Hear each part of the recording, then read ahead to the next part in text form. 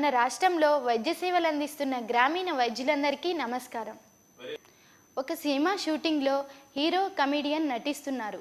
Hero ఏదో అడిగితే comedian పరధ్యానంలో ఉండి ఉలకలేదు పలకలేదు. కట్ అన్నాడు డైరెక్టర్. ఏమయ్యా, యాక్షన్కి రియాక్షన్ ఇవ్వాలని తెలియలేదా అని అరిచాడు కోపంగా. కమెడియన్, సార్ నేను డబ్బులు తీసుకుంది యాక్షన్కే కానీ రియాక్షన్కి కాదు అన్నాడు. అప్పుడు అందరూ గొల్లు నవ్వారు. నేను చెప్పేది ఆ రియాక్షన్ గురించి కాదండి. ఏదైనా ఇంజెక్షన్ కానీ మందు కానీ ఇస్తే అది కొందరు రోగుల శరీరానికి పడక రియాక్షన్ వలన సమస్యలు వస్తాయి. ఆ ప్రతిక్రియ గురించి, అందుకు మనం తీసుకునే జాగ్రత్తల గురించి మనకు చెప్పడానికి ప్రముఖ వైద్యులు మువ్వ రామారావు గారు మిర్యాలగూడ నుంచి వచ్చారు. వారి ద్వారా మనం అన్ని విషయాలు తెలుసుకుందామా? ఆంధ్రప్రదేశ్లోని గ్రామాలలో పనిచేస్తున్న గ్రామీణ వైద్యులకి ఈరోజు క్లాస్కి స్వాగతం పలుకుతున్నాను. ఈరోజు క్లాస్లో మన నిత్య జీవితంలో మనం ఎదుర్కొన్నటువంటి ఒక సమస్య గురించి మనం మాట్లాడుకుందాము. ఈరోజు క్లాస్ మనము సూది మందుల ద్వారా వచ్చే రియాక్షన్. చాలాసార్లు మనం దీన్ని పేపర్లో ఇట్లా చూస్తుంటాము. సూది మందు వికటించింది, రోగి బంధువులు డాక్టర్ని కొట్టారని, లేదంటే ఆసుపత్రులపైన దాడులు చేశారని, విధ్వంసమని. సూది మందు వికటించడం అని అంటే దాన్ని మనము ఇంగ్లీష్లో ఎనాఫైలాక్టిక్ రియాక్షన్ అంటాము. మామూలు భాషలో మనం రియాక్షన్ చెప్పుకోవచ్చు. సూది మందు, ట్యాబ్లెట్ మందు, ఈ రెండింటికి పనిచేసే విధానంలో తేడా ఏమిటంటే, ఏదైనా ఒక ట్యాబ్లెట్ వేసుకున్నప్పుడు మనకి అది నెమ్మదిగా పనిచేస్తుంది. ఒకవేళ ఆ ట్యాబ్లెట్ మన శరీరానికి పడకపోతే దాని ద్వారా వచ్చే రియాక్షన్ కూడా నెమ్మదిగా వస్తుంది. అట్లాంటి ద్వారా పేషెంట్ ప్రమాదకరం లోనయ్యి మృత్యువాత పడే అవకాశాలు చాలా అరుదుగా ఉంటాయి. కానీ సూది మందుకు వచ్చేటువంటి సూది ద్వారా మనం మందు ఇచ్చినప్పుడు పరిణామాలు, దాని పని విధానం చాలా వేగంగా ఉంటుంది. దాని పని విధానం ఎట్లా వేగంగా ఉంటుందో, ఒకవేళ ఆ సూది మందు మన శరీరానికి పడకపోతే దాని ద్వారా వచ్చే రియాక్షన్ కూడా అంతే వేగంగా ఉంటుంది. ఒక్కొక్కసారి మనం సూది గుచ్చి మందు ఇచ్చినటువంటి నిమిషంలోనే కంప్లీట్గా స్పృహ కోల్పోయి శ్వాస తీసుకోవడానికి కూడా ఇబ్బందికరై పడిపోవచ్చు. నాడి చూస్తే నాడి దొరక్కపోవటము, అలా బీపీని మనం బీపీ కట్టి చూసి బీపీని కొలిస్తే బీపీ కూడా దొరక్కపోవటము, శ్వాస కూడా చాలా కష్టంగా తీసుకోవటము, ఒక్కోసారి గుండె కూడా ఆగిపోవటము, అంతా కూడా 1-2 నిమిషాలనే వేగంగా జరిగిపోతుంటాయి. అందుకని దీన్ని ఎనాఫైలాక్టిక్ అని రియాక్షన్ చెప్పి మనం పిలుస్తాము. అయితే ఏ సూది మందుకు వస్తుంది? ఇది ఏ మందుకైనా ఇది రావచ్చు. సర్వసాధారణంగా పెనిసిలిన్ ద్వారా వచ్చేటువంటి మందులు అంటే యాంపిసిలిన్ కానీ, లేకపోతే ఇప్పుడు మనం వాడుతున్నటువంటి సెఫట్రియాక్సిన్ కానీ, ఆఖరికి మీరు గ్రామాలలో బలం కోసం అని చెప్పి పేషెంట్లు అడిగితే ఇచ్చేటువంటి బి కాంప్లెక్స్ అంటే ఎర్రమందు, పచ్చమందులని, బి కాంప్లెక్స్ కానీ, మిథోకోబాలిన్ ఇంజెక్షన్ కానీ, ఆఖరికి ర్యాంటిడిన్ కానీ, ఏ సూది కూడా దీనికి మినహాయింపు కాదు. అంటే ఏ మందైనా శరీరానికి పడకపోయే లక్షణము అనేది ఉన్నది. ఏ మందు పడుతుంది లేదన్నది మనకి అది ముందుగానే తెలియదు. అందుకని కొన్నిసార్లు మనము కామన్గా వచ్చే రియాక్షన్స్ ఏదైనా యాంటీబయాటిక్స్లో కామన్గా వచ్చాయి పెనిసిలిన్ గ్రూప్కి సంబంధించినవి. పెనిసిలిను, యాంపిసిలిను, సెఫట్రియాక్సిన్ అంటే టాక్సిము, ఇటువంటి ఎక్కువసార్లు గ్రామాలలో పేషెంట్లు పెద్ద డాక్టర్ల దగ్గర చూయించుకొని మీ దగ్గరకు వచ్చి సూది మందులు ఏమైనా అడుగుతుంటారు. మీరు కూడా కొన్నిసార్లు ఇస్తుంటారు. దీంతోపాటు బి కాంప్లెక్స్ ఇంజెక్షన్లు. అందుకోసమనే ఇటువంటి ఏదైనా సరే ఒక మనిషి కండరానికి సూది మందు ఇచ్చేటప్పుడు మనకి తెలిసి ఉండవలసినటువంటి ఇంకొక స్కిల్ ఏంటంటే, ఏదన్నా ఇంజెక్షన్ పడకపోతే తక్షణమే నరానికి ఇంజెక్షన్ చేయటం కూడా రావాలి. అంటే ఇక్కడ దీని అర్థం ఏంటంటే, నువ్వు కండకి సూది గుచ్చటం ఎంత తేలిగ్గా నేర్చుకొని అది ఉంటుందో, అవసరమైతే నరానికి సూది ఇవ్వటం కూడా వచ్చి ఉంటేనే కండరానికి సూది అనేది ఇవ్వాలి. ఎందుకనంటే ఈ సూది మందు రియాక్షన్ ద్వారా జరిగేటువంటి పరిణామాలు ఇవన్నీ కూడా సరి అయిన టైంలో దానికి తగినటువంటి వీరుడికి సంబంధించిన ఇంజెక్షన్లు ఇస్తే పేషెంట్ తక్షణమే సర్వైవ్ అవుతాడు, బతుకుతాడు. అందుకోసమనే ఇక్కడ నీకు నరానికి ఇంజెక్షన్ చేయటం కూడా తెలిసి ఉండాలి. అంతేకాకుండా మరి ఈ సూది మందు రియాక్షన్కి ఒక సూది మందు మనం ఇస్తాము, రియాక్షన్ వస్తుంది, పేషెంట్ పడిపోతాడు. అప్పుడు ఏముండాలి మన దగ్గర? అందుకనే నేను చెప్పేది ఏంటంటే మీరు ఇంజెక్షన్లు ఇచ్చేటువంటి వైద్యం చేస్తున్నట్టయితే ఊళ్ళల్లో ఖచ్చితంగా మీ సంచిలో ఎడ్రినలిన్ అనే యాంపుల్ కూడా ఉండాలి. ఎడ్రినలిన్ అనే ఇంజెక్షను తప్పకుండా కనీసం 2 యాంపుల్స్ మీ దగ్గర ఎప్పుడు ఉండాలి. ఎందుకంటే ఎడ్రినలిన్ తప్ప ఎనాఫైలెక్టిక్ రియాక్షన్స్లో లేదా ఇట్లా సూది మంది ఇచ్చిన రియాక్షన్స్లో కాపాడగలిగినటువంటి ఇంకొక ఇంజెక్షన్ అనేది లేదు.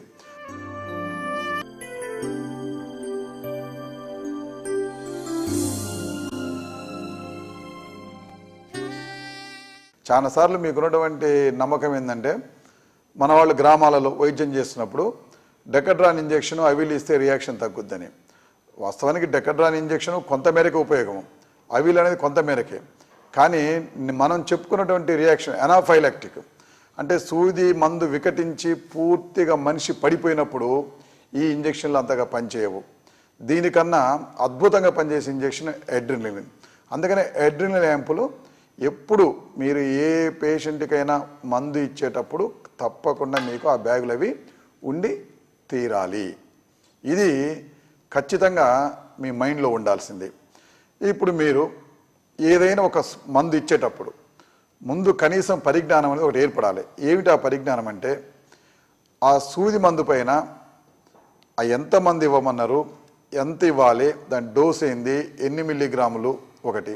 రెండవది దానిపైన ప్రికాషన్స్ అని ఇస్తారు, జాగ్రత్తలని ఇంగ్లీష్లో ప్రికాషన్స్ ఉంటాయి. దాంట్లో దాని ద్వారా ఎనాఫైలెక్టిక్ రియాక్షన్స్ అంటే సీరియస్ రియాక్షన్స్ వచ్చేటువంటి అవకాశం ఉందో లేదో కూడా రాస్తారు.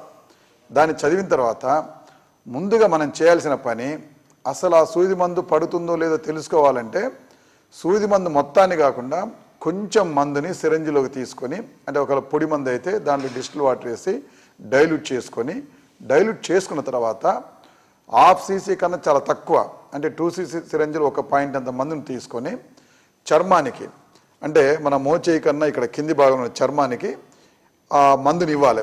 మీకు నేను ఇప్పుడు నా చేతి మీద చూపిస్తాను. మీరు ముందుగా మందుని ఒక 2 cc సిరంజిలో తీసుకొని దానిలో కూడా 0.5 ml నుంచి 0.1 ml లోపే తీసుకోవాలి. నీడిల్ కూడా 24 నెంబర్ చాలా చిన్న సైజు నీడిల్ తీసుకొని దాన్ని ఇక్కడ చర్మం కింద గుచ్చాలి. ఇంకా లోపల చర్మం కింద గుచ్చి చర్మాన్ని ఇట్లా పైకి లేస్తుంది. చర్మం కింద గుచ్చి ఇట్లా మనం ఇంజెక్ట్ చేయాలి. ఇంజెక్ట్ చేసిన తర్వాత పెన్నుతోని ఇట్లా మార్కింగ్ చేసుకోవాలి. ఈ పెన్నుతోని మార్కింగ్ చేసుకున్నందువల్ల మందు ఎంతవరకు వ్యాప్తి చెందింది అని దాని చుట్టూ మనం మార్కింగ్ చేస్తాము. ఈ మార్కింగ్ చేసుకున్న తర్వాత దీన్ని 10 నుంచి 20 నిమిషాల లోపు మనం పరిశీలించాలి దీని చుట్టూ జరిగే మార్పుల్ని. ఒకవేళ ఈ మందు ఇతని శరీర తత్వానికి పడకపోతే మనం పెన్నుతో గీసిన గీతని దాటి వాపు అనేది వస్తుంది ఒకటి. రెండవది దీని చుట్టూ దద్దురులాగా వస్తాయి. మూడవది ఎర్రగా అవుతుంది. విపరీతంగా నొప్పి, దురద ఇవన్నీ ఉంటాయి. దీన్ని బట్టి మనకు అర్థమయ్యేది ఏంటంటే ఇతనికి ఈ మందు ఇచ్చినట్లయితే రియాక్షన్ వస్తుంది, ఈ మందు ఇతనికి పడదు అనే విషయాన్ని మనం గుర్తుంచుకోవాలి.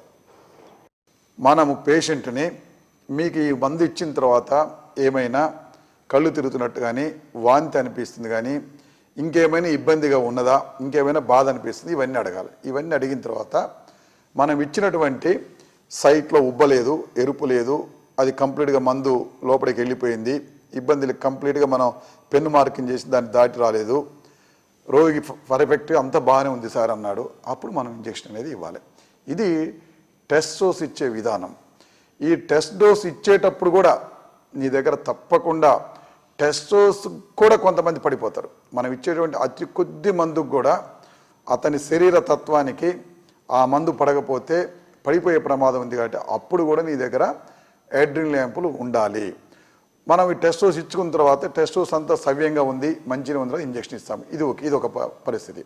ఇట్లా కాకుండా మనం టెస్ట్ డోస్ ఇచ్చినప్పుడు అనుకోకుండా టెస్ట్ డోస్ ఇవ్వకుండా డైరెక్ట్గా సూది ఇచ్చినప్పుడు అతను పడిపోయినప్పుడు మనం ఏం చేయాలి? తక్షణం మనం నాడి చూడాలి.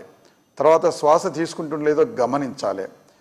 శ్వాస తీసుకొని పరిస్థితి ఏర్పడితే పడిపోయిన వెంటనే రొమ్ము పైన అంటే ఇక్కడ అంటే గుండె ఈ భాగంలో మనం గట్టిగా నొక్కి అంటే మన పిడికిలతోని 2 చేతులతో ఇట్లా గట్టిగా నొక్కి నోట్లో నోరు పెట్టి గాలి ఊది తక్షణమే కాస్త శ్వాస వచ్చిన వెంటనే నరానికి ఎడ్రినల్ ఇంజెక్షన్ ఇవ్వాలి. ఎడ్రినల్ ఇంజెక్షన్ ఎట్లా ఇవ్వాలి?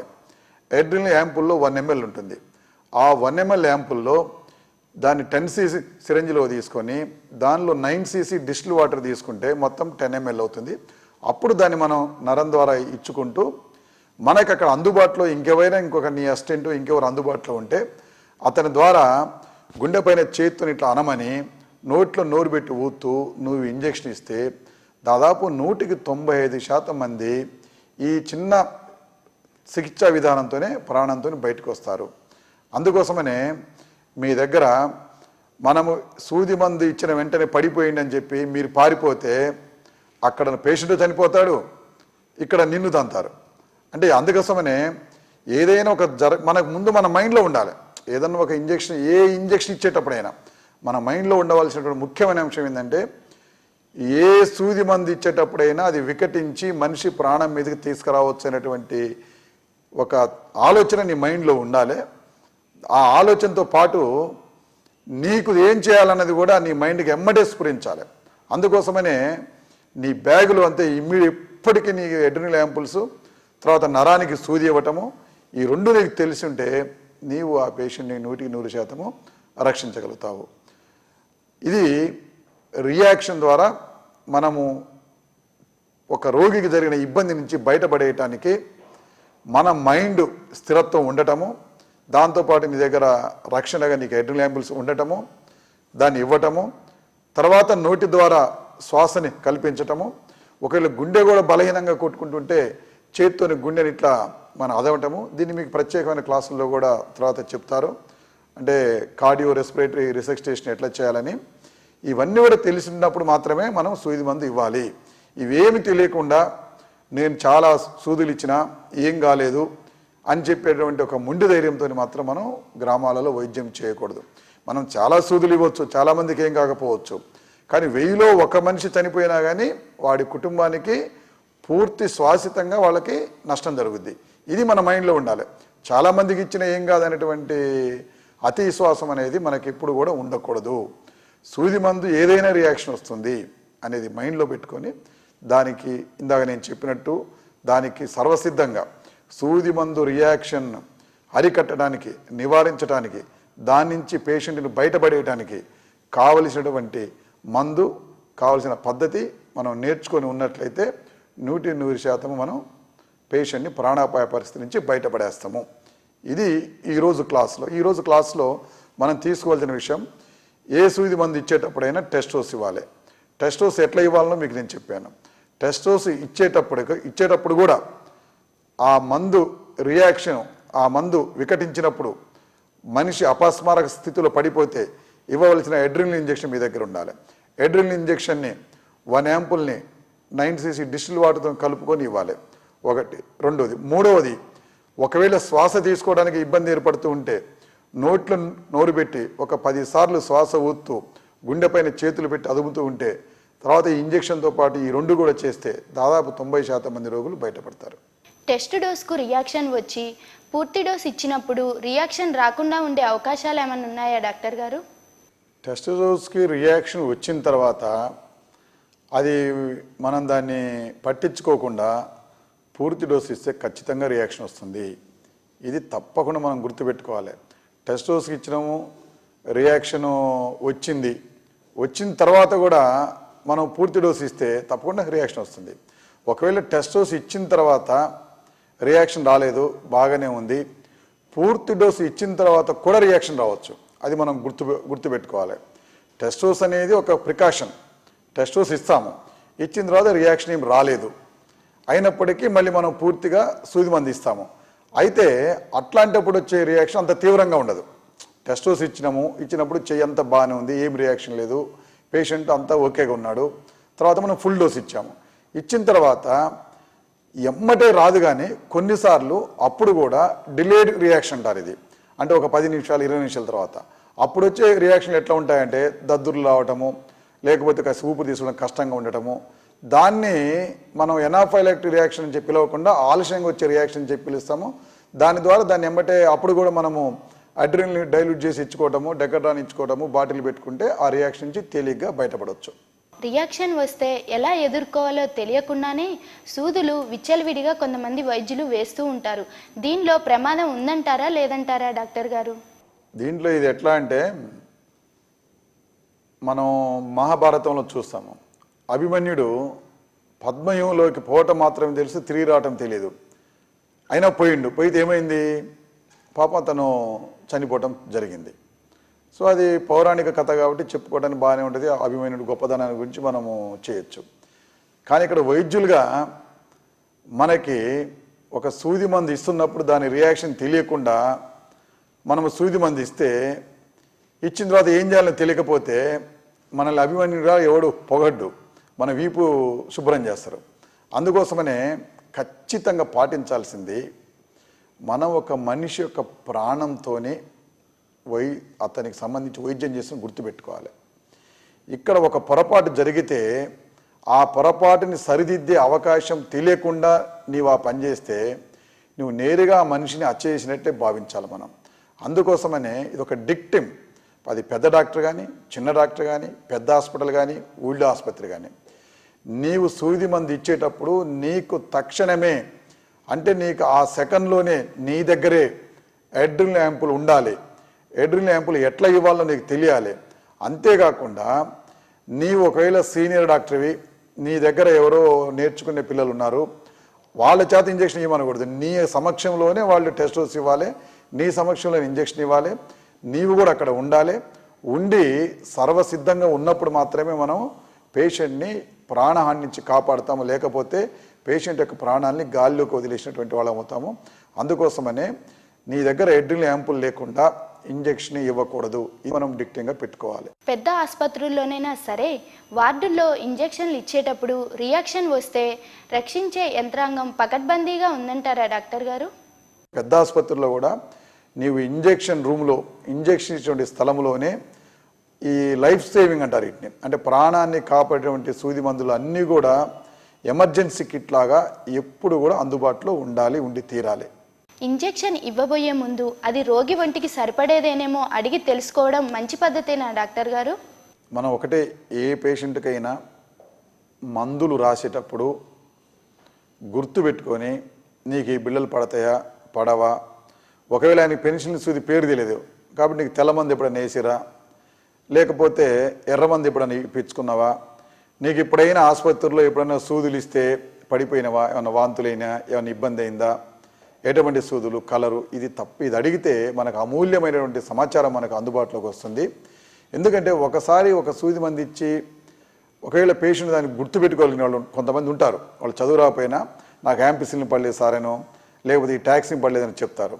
అట్లా పడలేదని చెప్పే విషయాన్ని మనం అడగకపోతే పేషెంట్ జనరల్గా చెప్పలేదనుకోండి, మళ్ళీ అదే సూది మనం ఇచ్చామనుకోండి, అప్పుడు ఒక్కొక్కసారి మనం అడ్రినలిన్ యాంపుల్ ఇచ్చి రిసెక్టేషన్ అన్నీ చేసినా కూడా పేషెంట్ లైఫ్ని సేవ్ చేయలేం.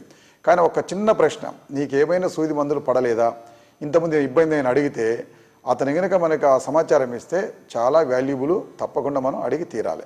డాక్టర్ గారు, ఒక వ్యక్తికి పలానా సూది మందు పడదని తెలిసాక అతనికి ఎలాంటి జాగ్రత్తలు చెప్పాలంటారు?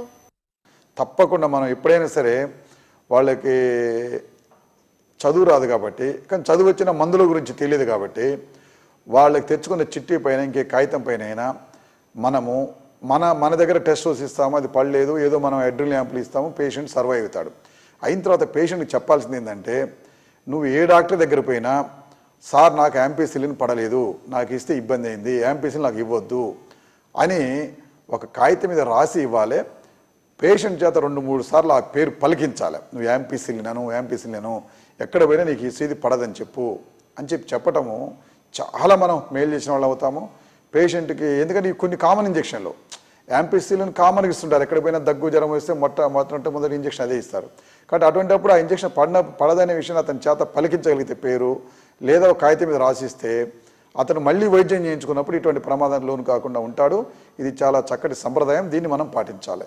ఇంజెక్షన్ చేసిన వెంటనే రోగి దబాలన పడిపోయినప్పుడు అది ఇంజెక్షన్ నొప్పి వలన, లేక భయమా, లేకపోతే అది నిజమైన రియాక్షన్ అని తెలుసుకోవడం ఎలా డాక్టర్ గారు?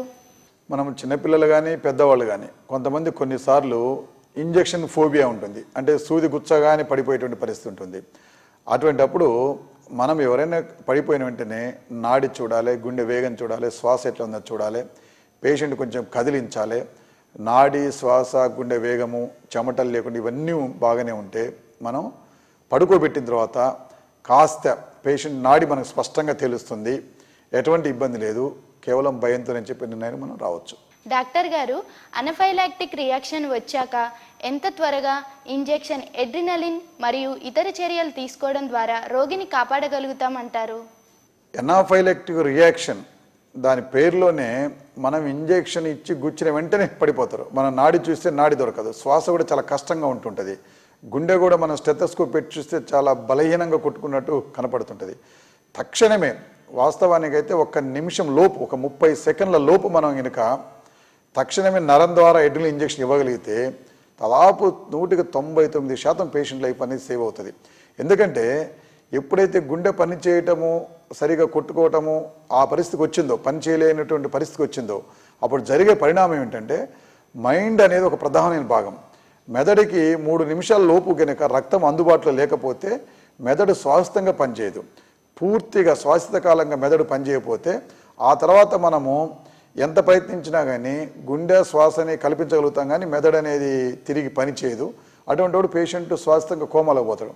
అందుకని మనం చేసే పని కంగారు పడకుండా మన దగ్గర ఆ ఇంజెక్షన్ అందుబాటులో పెట్టుకొని తక్షణమే నోటి ద్వారా నోరు పెట్టి గాలి ఊదుతూ మన అసిస్టెంట్ చేత ఆ గాలి ఊదమని చెప్పి మనం ఎమ్మటే 30 సెకండ్ల లోపు ఆ నరానికి ఇంజెక్షన్ ఇచ్చినట్లు నరానికి ఇంజెక్షన్ ఇవ్వటము, ఇంట్రాక్యాత్ పెట్టడము, ఒక RL రింగర్ లాక్టేట్ పెట్టడము, ఇవన్నీ కూడా 1 నిమిషం లోపు జరిగిపోతే మీకు ఇంకా ఆక్సిజన్ కూడా అందుబాటులో ఉంటే ఆక్సిజన్ కూడా పెట్టేస్తే 100% పేషెంట్ లైఫ్ను మనం సేవ్ చేయగలుగుతాం. రియాక్షన్ గురించి ఇంతవరకు డాక్టర్ మువ్వ రామారావు గారు చెప్పింది విన్నారు కదా. గ్రామీణ వైద్యులైన మీరు ఈ సూచనలన్నీ ఆచరణలో పెడతారని ఆశిస్తూ సెలవు. రియాక్షన్. సూది మందుకు రియాక్షన్ అరుదుగా వస్తుంది, కానీ గిట్టని వాళ్ళకి ఏ మందుతోనైనా రావచ్చు. కనుక ఇంజెక్షన్ చేసిన వాళ్ళు ఎప్పుడు సిద్ధంగా ఉండాలి. రియాక్షన్ వచ్చినప్పుడు వెంటనే ఇవ్వాల్సింది అడ్రినలిన్ మందు. సరైన మోతాదులో వెంటనే నరంలోకి ఇవ్వగలిగితే రియాక్షన్ వచ్చిన మనిషిని తిరిగి బతికించుకోవచ్చు. రియాక్షన్తో కుప్పకూలిన మనిషికి ప్రథమ చికిత్స అవసరం. నాడి చూసి ఆగిపోయి ఉంటే వెంటనే హృదయ మర్దన మొదలు పెట్టాలి.